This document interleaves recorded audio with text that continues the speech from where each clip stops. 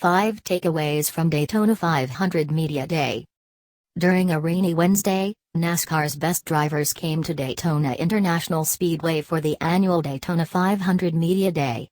Here are 5 quick takeaways from a very busy day at the World Center of Speed. 5. Clock is running for Jr.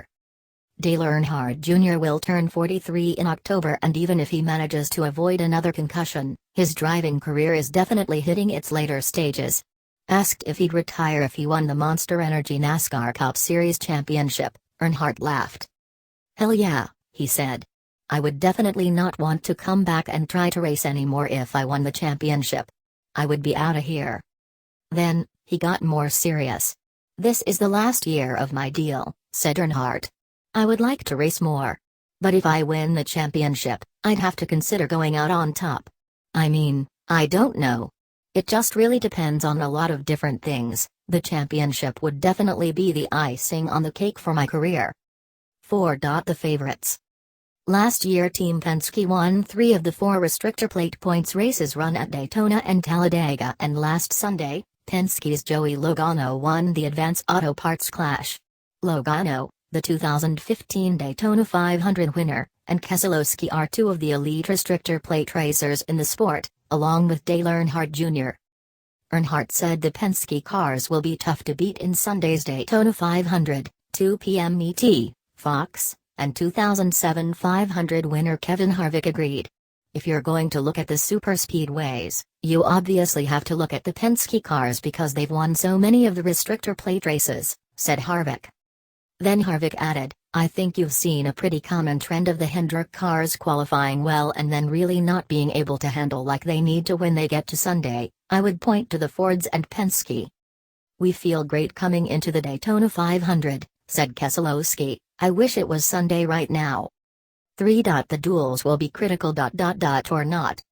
Wednesday saw heavy rains fall in Daytona Beach, with more precipitation expected Thursday morning and afternoon before clearing at night.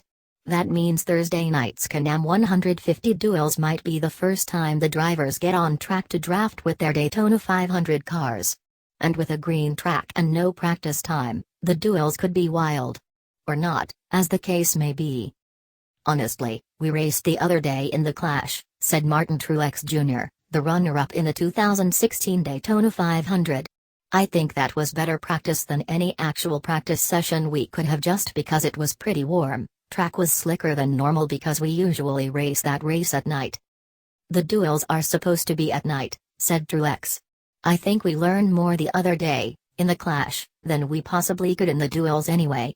So I don't think it's a big deal either way. We'll get some practice before the 500 eventually, and it'll be fine." "I don't think it's a big deal, not really," added 2-time Daytona 500 winner Matt Kenseth when asked about the possibility of Cup practice getting rained out tomorrow during the day. "If the duels get rained out, they will be run on Friday. And the good news is that the weather forecast for Friday through Sunday looks sensational." 2. The friend zone. Jamie McMurray won the Daytona 500 in 2010 and is widely regarded as one of the better restrictor plate racers in NASCAR.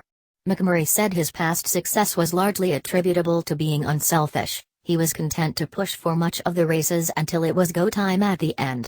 "But all of that has gone out the window now," said McMurray. "I don't feel like anyone is really friends anymore," said McMurray. "I feel like you used to look in your mirror and we all have different relationships with different people in this garage. And if I looked in my mirror and saw Matt Kenseth or Elliott Sadler or somebody who I knew I'd worked with well at plate races, I knew they would help me. Well now, if somebody gets a run on you, you just know they're going to pass you," said McMurray. "And nobody really helps anyone. When you get a run, you just go for the pass and you see if it works out." 1 point gone but not forgotten.